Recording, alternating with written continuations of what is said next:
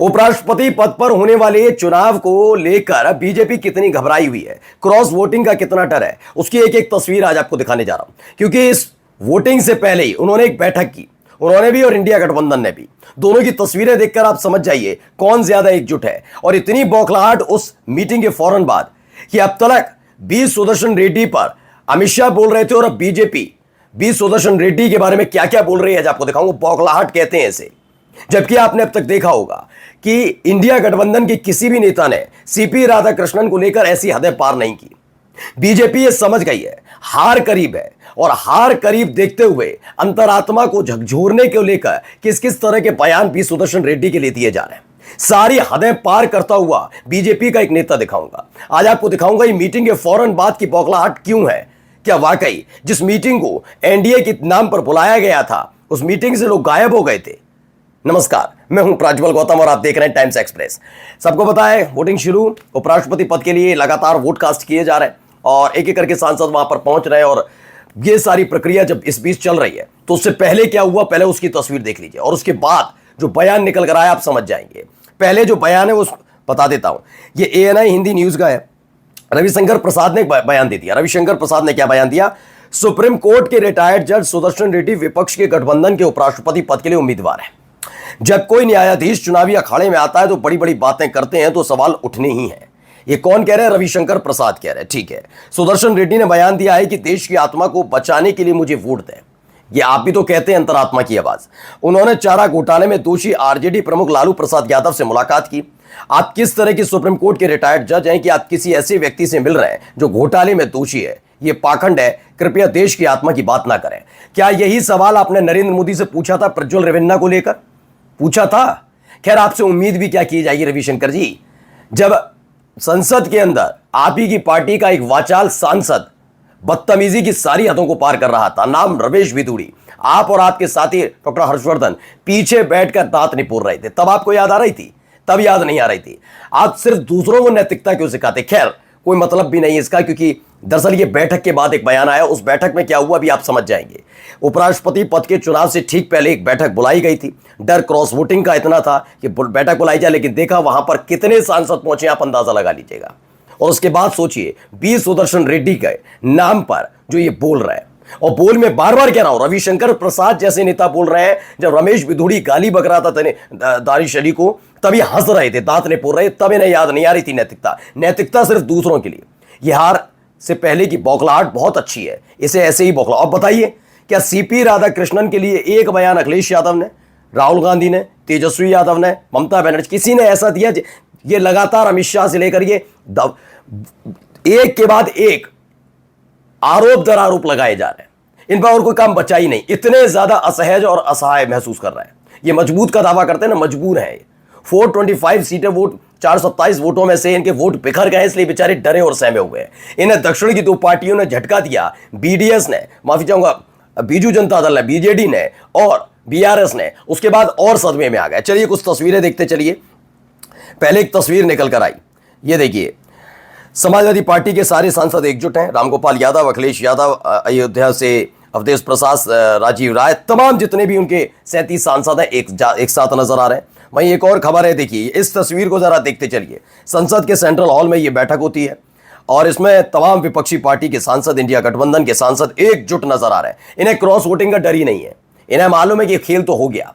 जिन जिन लोगों से इन्होंने बात कर ली है वो क्रॉस वोटिंग करने जा रहे हैं, क्लियर हो गया है। देख ली तस्वीरें हंसते मुस्कुराते चेहरों के साथ। इन चेहरों पर जरा नजर रखिए, कितनी भारी तादाद में विपक्ष इस समय एक साथ खड़ा हुआ है। ये सारे के सारे वोट किसके खाते में जा रहे हैं सब समझ में आ रहा है। बी सुदर्शन रेड्डी के खाते में। ये वाले तो पक्के वाले हैं।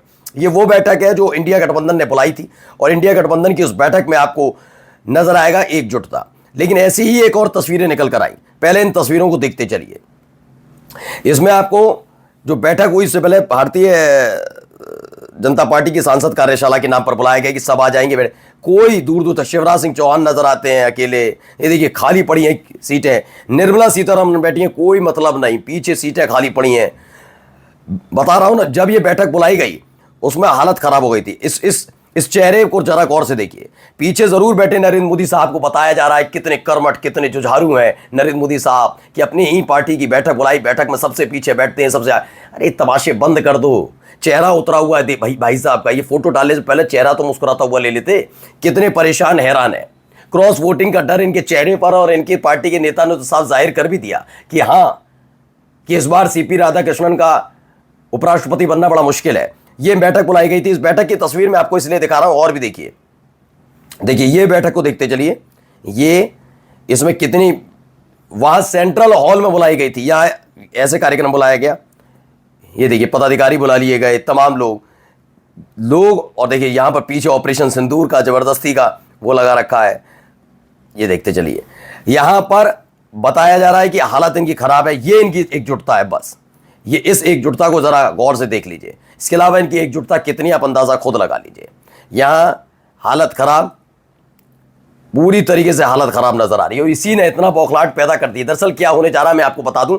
427 वोटों वाला मैंने आंकड़ा बताया था आपको, लेकिन आंकड़े के साथ साथ सबसे महत्वपूर्ण इसमें क्या था कि 780, क्योंकि 786 है लोकसभा और राज्यसभा दोनों के मिलाकर 6 सीटें खाली हैं, कुल मिलाकर 780 का आंकड़ा रह गया है। इसमें से 11 वोट और कम हो गए हैं, यानी कि बीजू जनता दल वो दोनों ने बॉयकॉट कर दिया है कि हम उपराष्ट्रपति पद के चुनाव में वोट कास्ट नहीं करेंगे, यानी 769 हुआ है। इसने इंडिया गठबंधन की राह और आसान कर दी है, क्योंकि पहले अंदाजा था, पूरा सबको पता था, बीआरएस का भी डर लग रहा था, लेकिन बीआरएस का लग रहा था एक बार चला जाए, लेकिन बीजू जनता दल को लेकर संशय बना हुआ था, और क्रॉस वोटिंग का डर था। मतलब क्रॉस वोटिंग तो नहीं कहेंगे, ना ये इंडिया में ना एनडीए में, तो यानी 386 वोटों की दरकार है। अब 386 वोटों में से अब जरा अंदाजा लगाते चलिए कि इस पर कितना है।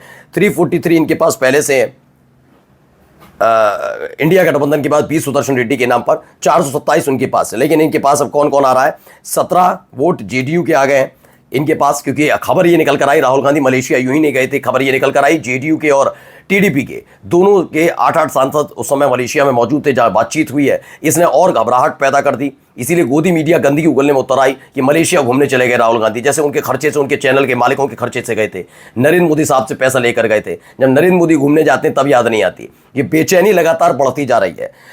चूंकि जेडीयू के सांसद भी मौजूद थे, तो माना जा रहा है 16 सांसदों वाला ये भी खेल यहाँ पर हो रहा है। 376 हो गए, चाहिए कितने, 386। आंकड़ा देखते चलिए।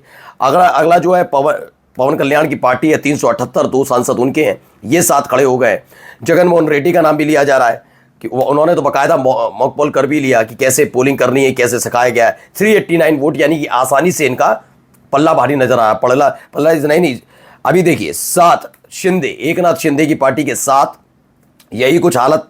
3 इधर चले जाइए, जयंत चौधरी की पार्टी के 3 सांसद हैं, खुद वो और 2 लोकसभा सांसद, तो कुल मिलाकर 399 हो जाता है।